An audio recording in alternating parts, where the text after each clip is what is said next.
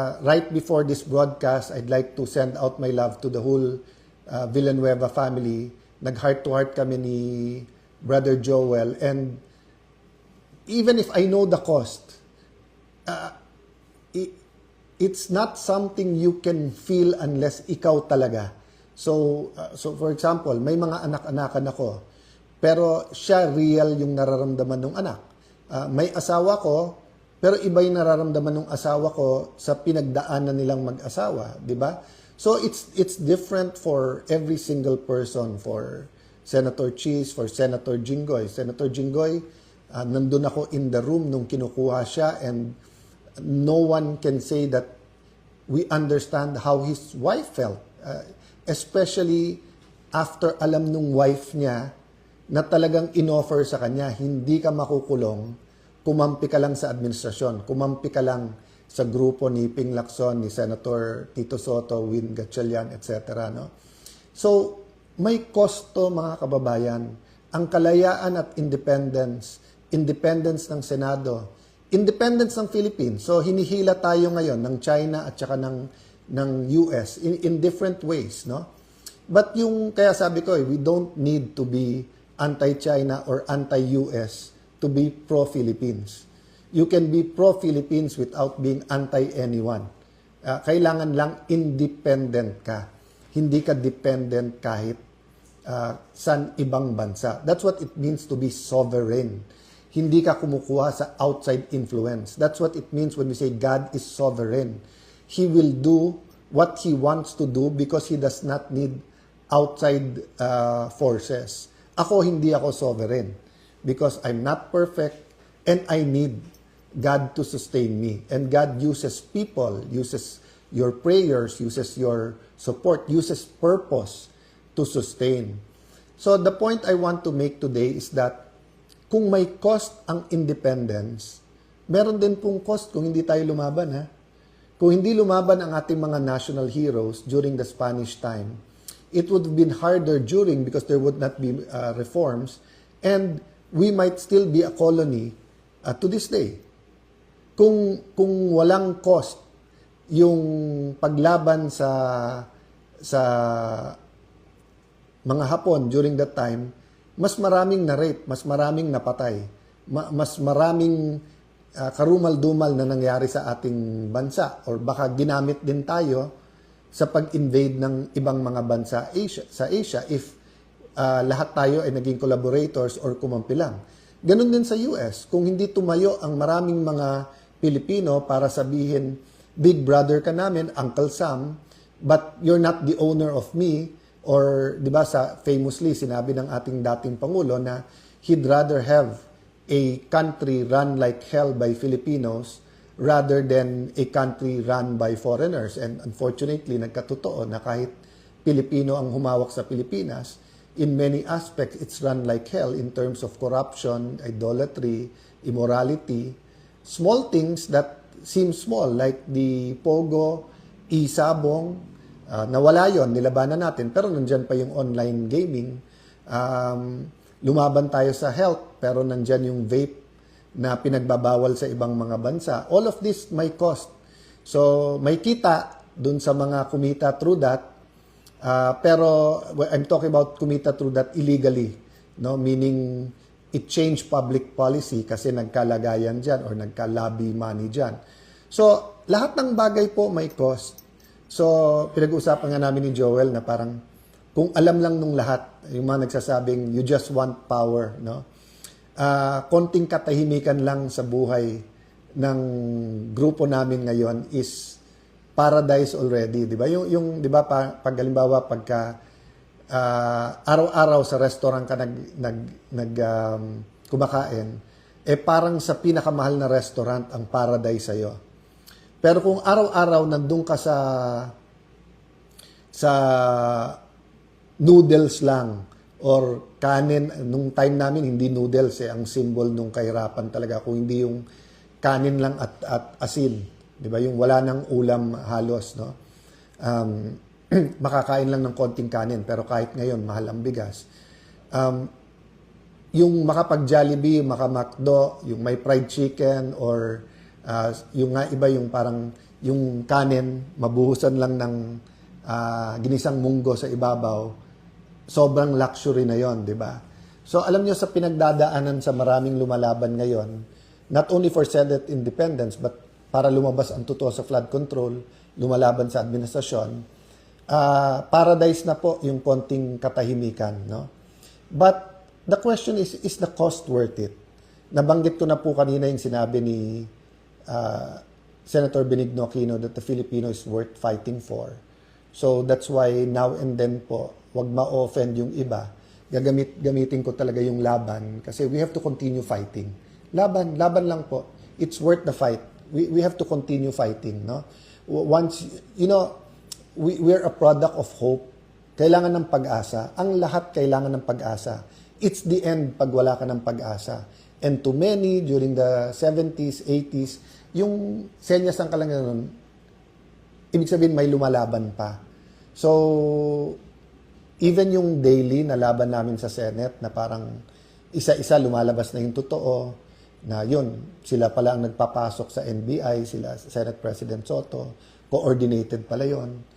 Yung Wednesday, May 13 na sinisisi sa amin ay yung pala ay alam din nila nung iba na nandyan sa labas, armado, tapos imbestigahan, wag imbestigahan, na hanggang ngayon hindi inimbestigahan.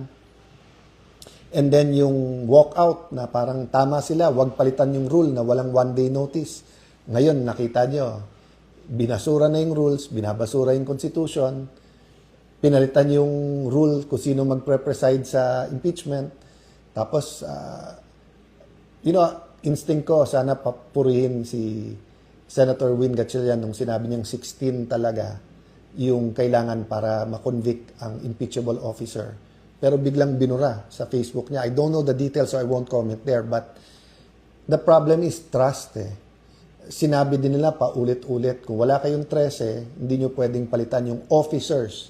Hindi lang yung Senate President. The officers are the head of OSAA, the Senate Secretary, Senate President Pro Tempore, which is Senator Loren Legarda, and the Senate President. Pero gumawa sila ng formula na pwede na ang 12 So, yung modern day version ng pinaglalaban during the Spanish-Japanese time, American times na lies. So, during the Spanish times, yung di kayo organized, hindi nyo alam yung gobyerno, you don't know Christianity. So, all of that were partially true, but you didn't need to colonize a country to Christianize a country, di ba?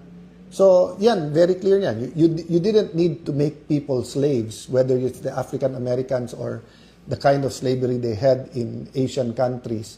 You didn't have to have slaves to say na it's in the name of Christianity or the name of good governance, di ba? So, yun yung modern version ngayon na 12 is 13. You need 13, but you can justify because you need the Senate and you need to cover up the flood control scam, di ba? So, my point is there is the trust. Ang trust, basta't nandyan, you can work kahit na enemy mo. Pero pag nawala yung trust, so once na paulit-ulit yung mga mananakop sasabihin, we'll give you your freedom, we'll give you your freedom, nakita mong binobola ka rin, di ba? So, ganun din, nung February, nung sinabi nila na wala kayong kaso kapag hindi nyo nilagay si Loren Legarda as Senate President. Naniwala yung marami namin kasama. But then, nabuko nila, gagamitin na naman to sa impeachment. Paulit-ulit sinasabi sa amin na ang impeachment, impartial. Pero yung definition pala nila impartial, kailangan i-convict ang Vice President. So, nung lumaban at sinabing, wag lang si Loren, nung ako na nilagay, ayan na naman. Pagka umalis kayo kay Alan, wala na kayong kaso. Pag nandiyan kayo kay Alan, kakasuhan kayo. Diba? That's why nga iba po yung reaction ng pamilya ni Senator Jinggoy because alam nila yung totoo. Talagang na-witness din po nila yung mga tumatawag at mga nagsasabi at mga naggagaranti. So may cost po. If we don't do anything now, the cost will not fall on me immediately. It will eventually, di ba, yung may individual akong pananagutan, pamilya ko, bayan ko, syudad ko, community. But it's really the next generation. So in the same manner na lumaban ng EDSA 1, EDSA 2, lumaban sa Napoles sa napakaraming scandal is because we wanted it to end. Repentance, then reformation, restitution was there, hindi lang yun masyadong keyword dati, ngayon keyword siya. Pero pagbabago, renewal. 'Di ba sa tunay na renewal, the old is gone, 'di ba? So when you say that you're a new creation in Christ, it's a work of progress, pero kung dati may idols ka, dapat wala na. Kung dati immoral ka, dapat nawawala yung immorality. Kung dati nagnanakaw ka, hindi ka na dapat nagnanakaw. So that's the problem. Kung papayag tayo na i-maneuver lang itong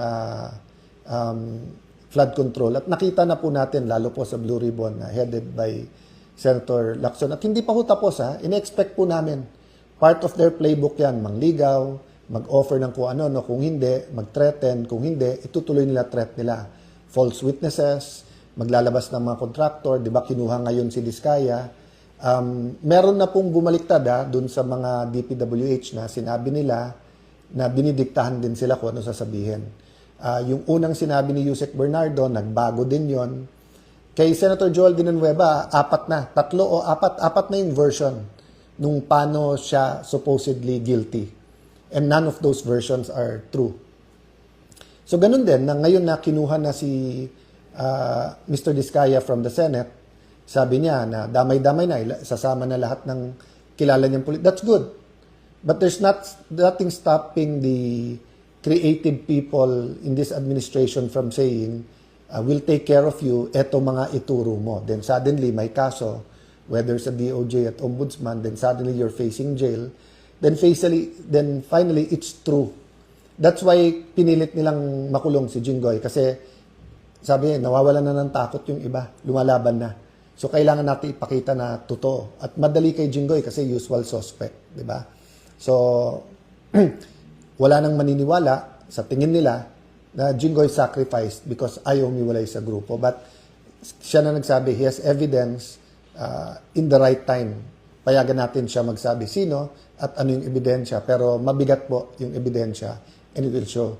I've been hearing the last few days, there's so much evidence against the major players dun sa flood control. And everyone saying sana lumabas. That's why nga, pinanghawakan pa rin natin yung Blue Ribbon Committee. The other point I want to make about counting the cost is, yun nga, ano yung cost sa next generation? Kapag kinover up natin to, may cost. So ulitin ko pag lumaban ka ngayon, may cost. May cost. Aapihin ka, dudurugin ka sa media at social media, kakasuhan ka, baka ikulong ka pa. Sana naman walang papatay, pero that's always there whether sadya or may nagkamali yung patayan. But that is the cost for people who will fight. So I'm not dissuading people from joining the fight because we need you. We need the prayers, we need the commitment, we need more independent heads to stand up and say, mali na to, lumaban tayo. Pero may cost din yung hindi lumaban. Yung cost are the millions of Filipinos who will have to go abroad because walang trabaho dito. The cost will be the millions of Filipinos na hindi mapapagamot kasi nanakaw yung panggamot or pang-ospital. The cost will be millions of Filipinos na mababansot because there's not enough money or not enough programs for the first 1,000 days ng buhay ng tao, no? Or including yung healthcare nung buntis, di ba? The cost is, huli na tayo sa tourism, but halimbawa sa education, or as a country, no? There was a time in the 60s, second to Japan tayo. Then there was a time second to the last. Then during the time of President Ramos, yun, umarangkada na tayo. During the time of President Pinoy, umarangkada na tayo. During the first 3 years ng Duterte administration, grabe na po yung pinuntahan ng ating ekonomiya. Not perfect, nandun ng corruption, but it wasn't systemic. Now it's back to being systemic. So do you want to be truly free? To be truly free, we have to have the culture and we have to have the environment, we have to have the laws and the system that guarantees that freedom. So the Constitution is a good start. Pero kung mismong Constitution hindi natin masunod at kung mismong Senado ay ibabasura ang sariling rules at ang constitution, how do we expect that the other laws, di ba? So kung senador mismo pwedeng kasuhan or wag kasuhan sa flood control, what do you think magagawa sa ordinaryong konsehal, mayor, governor, di ba? So yes, we want a big fish, but we want the real fish. We don't want a sacrificial lamb na fish, di ba? Or we want the people who really did it para meron talagang saying, may katuparan yung sinasabing crime does not pay. So when you pay, that's a cost, di ba? Umutang ka, kailangan mong bayad. You do the crime, you have to do the time. So again, you're going back to what is the cost. So yun po ang hinihingi ko po sa mga kapatid nating media, sa mga kapwa nating senador, sa mga netizens natin, sa mga businessman natin. This weekend, as we talk about independence, let's think about the cost. Ano yung cost kung lumaban tayo? Ano yung cost kung i-expose natin? May personal cost po to ha, pero yung benefit po ay sa buong bayan. Samantalang pag tumahimik tayo, may personal gain po to. Pero yung epekto naman po sa buong bayan, di ba? I don't want to compare yung mga lumalaban ngayon sa ating mga national heroes kasi grabe po ang pinagdaanan ng ating mga national heroes. I cannot imagine. I don't want present-day Christians now to compare themselves to yung pinagdaanan ng apostles, for example. Or for a people to compare sa pinagdaanan ng Israelites, for example, when they were in Egypt, di ba? Iba-iba po ang season, iba-iba po ang pinagdadaanan, but each season po ay meron pong cost. Cost if we do the right thing, cost if we do the wrong thing. So in a couple of days, we're gonna face many issues, an economic crisis. Are we gonna tell the people kung ano talaga ang sitwasyon, kung may pera ba talaga ang bansa o hindi? Are we gonna tell them why we have or don't have money? Are we gonna tell them the truth whether we're gonna increase taxes or not? Are we gonna tell them the truth nasaan na yung pera the last few years? Okay. We're also gonna face an impeachment. So are we gonna tell the people the truth? Are we going to really have an impartial trial or aayusin at luto na to? Are we gonna tell them the truth that dapat 16 to convict? Or babawasan ba natin ng 6 na senador para maging 12 na lang? No? We're gonna face ilan pagsubok, lumabas ang totoo. Again ha, pag lumabas yung 18, sabi nila may 4 pa daw, 18 na former Marines, hindi ko alam yung 14 kung ano yung ano nila. Meron pong mga key people na may mga key evidence. Hindi ko sinasabi na lahat ng sasabihin nila ay totoo or may totoo, hindi totoo. Ang point ko po, it's our job to listen to them. It's the job of the Blue Ribbon Committee. Invite lahat. Kung kalokohan ang sinasabi nito, so sabi nung iba, Sir, over the years, ang daming nag-witness dyan na kalokohan. Yes. Paano nabisto na kalokohan yung sinasabi? Because nag-witness sila doon. Because you had different senators from different backgrounds, different styles of questioning them. Then you had an active media. Wala pang social media masyado nun. So lalo po ngayon, maglagay ka dyan ng 1, 18, 100 na may ebidensya, pictures, video, testimony. Mako-compare natin lahat ng date niya. Makikita natin yan kung deepfake yan, kung edited yung pictures, kung edited yung video, kung AI yan, kung totoo, di ba? So, but the point is, if we cover it up, grabe po ang magiging cost at ang magsasuffer nito next generation. I'll close by remembering when, naiyak-iyak ng dad ko pag nung EDSA Revolution. Before pa pumutok lahat yon, no? I think it was a day before. Kasi nga pinapa-secure niya kami, tapos gusto niya mag-abroad muna kami, kaya Amerikana nga yung aking nanay. But nung sinabi namin, if you're going to fight, we're going to fight. And I was 15 years old. Sister was a little bit older. My brothers were much younger. My mom didn't know what was happening, but she hardly saw my dad in tears, no? So, maiyak-iyak lang. But nung sinabi namin, we'll stay. If you're gonna fight, we're gonna fight. Doon siya naiyak. Kasi sabi niya, I'm doing it for you. I'm doing it for you.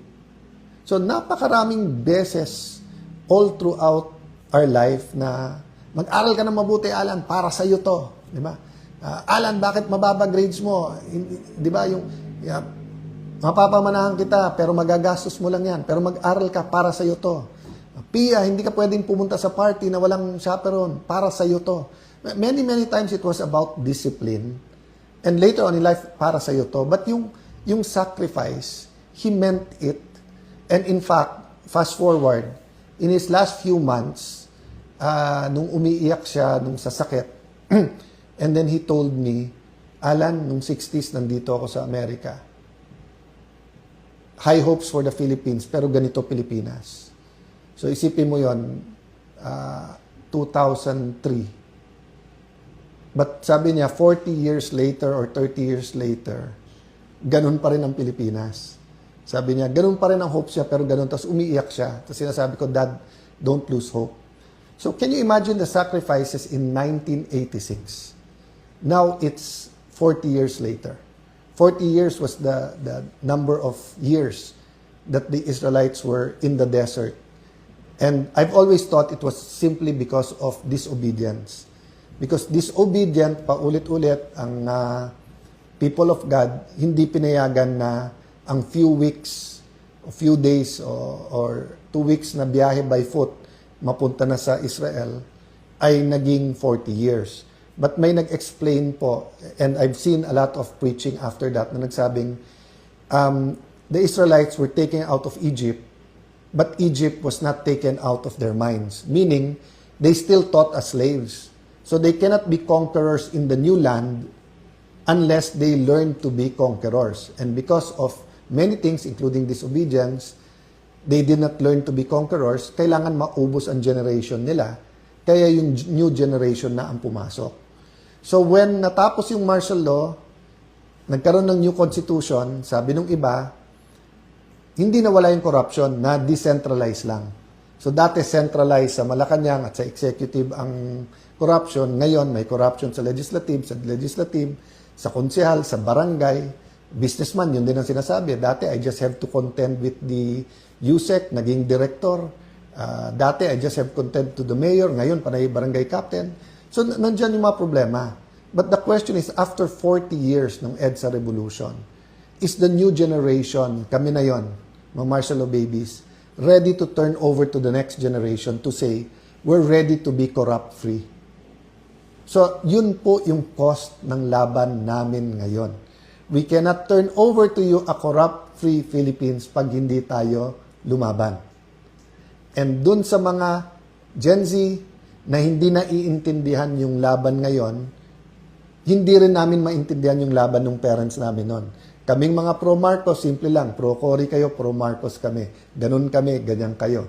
At that time, it was simple. Dalawang na lang eh. Sa basketball, Crispa, Toyota. Sa toothpaste, Colgate, Close-Up. Sa camera, Kodak, Fuji, dalawa lang pagpipilian. Ngayon, magulo na. Multi-party. Everyone, may sobrang left, may sobrang right, may pink, may original yellow, may pink lawan, may DDS, merong DDS pero hindi ako ganito. May Marcos alone, may Marcos pa rin, may Marcos na rin. So, gumugulo. At saka dati, dyaryo, ilan lang, TV, ilan lang, radyo per province, yung top 3. Ngayon, with social media, everyone has, So, iba po ang laban ngayon. We cannot solve today's problems with yesterday's solution. Iba na po. And yes, this laban na to, hindi lang to laban nung ka-age ko at mas matanda sa akin. Laban to ng ating mga Gen Z, ng mga bata ngayon. Those between, 15, 16, 17 to 30. Laban nyo to kasi you will inherit. So some of you think we're wrong. And it's better the direction we were taking. Some of you think we're right. Hindi yun yung topic natin tonight. Ang topic natin tonight, simple lang, may cost.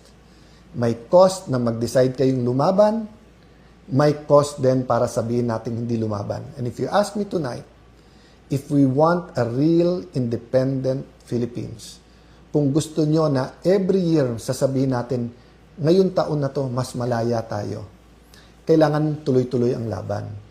Pag kumakanta po tayo ng ating national anthem, yung Lupang Hinirang, ang sinasabi po natin, ang mamatay ng dahil sa iyo. So we're singing to ourselves for the world to hear but we're singing it to ourselves. So when the athletes were so proud of wins the gold medal and they're hearing, kung willing ka nga mamatay para sa ating bansa, ano pa yung mag-training ka na napakahirap para umabot doon? Di ba? So to certain groups of people, let's say to doctors during COVID, na frontliners, yung pagkanta nila ng mamatay ng dahil sa iyo is not only totoo, it is real every day. Sa mga pulis na kahit off duty, pag may krimen, they have to rush to the site rather than run away. Totoo yung mamatay ng dahil sa iyo kasi nga any day they can face death. To the AFP that's assigned to areas na meron pang rebelde, totoo yung mamatay ng dahil sa iyo. Even if we don't agree with the hard left, with the communist. Yung gigising sila umaga na baka may enkwentro sila sa AFP, kung kumakanta sila ng lupang hinirang, totoo sa kanila yung mamatay ng dahil sa iyo. Kasi nga, hindi lang totoo, but it's clear and present. To many of us, it's a possibility, but it's not a probability. Okay. However, if we can sing, mamatay ng dahil sa iyo, that means, pwede rin tayong kumanta ng magsakripisyo dahil sa iyo.